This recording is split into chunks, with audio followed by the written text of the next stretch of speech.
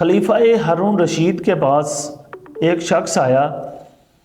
وہ شخص کمالات دکھاتا تھا، مہارتیں دکھاتا تھا کہ میرے پاس بہت کمال ہیں. اس نے صحن کے ایک کنارے میں سوئی لگائی اور دوسرے کنارے پہ جا کر سوئی کو پھینکا، اور جو سوئی دوسرے صحن کے کنارے میں گاڑی ہوئی تھی اس کے سوراخ سے وہ سوئی گزر گئی. جب خلیفہ ہارون رشید نے اس کا یہ کمال دیکھا تو آپ نے اس کو سزا دی. لوگ تو بہت خوش ہوئے تھے، لوگوں نے بہت داد دی تھی، لیکن آپ نے اس کو سزا دی اور بعد میں اس کو انعام بھی دیا. تو لوگوں نے پوچھا کہ جناب آپ نے اس کو سزا کیوں دی اور انعام کیوں دیا؟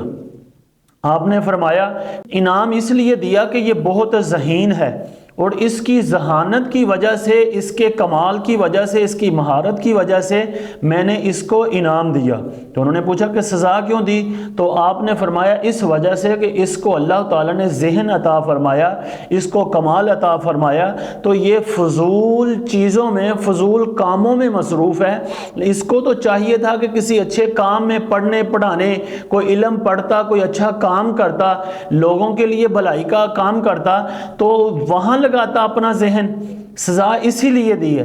آج ہمیں بھی سوچنا چاہیے کہ ہم سارا دن اٹھتے بیٹھتے لوگوں کے ساتھ گفتگو کے دوران کتنی کام کی باتیں کرتے ہیں. سارا دن ٹی وی پہ، فون پہ بیٹھ کر میچ دیکھتے رہتے ہیں، نہ کوئی دنیا کا فائدہ نہ آخرت کا فائدہ. لہٰذا فضول کاموں سے بچنا چاہیے. حدیث پاک کے اندر بھی آتا ہے کہ مسلمان کے اسلام کا حسن یہ ہے کہ ہر فضول کام کو چھوڑا جائے. اللہ تعالی ہمیں عمل کی توفیق عطا فرمائے.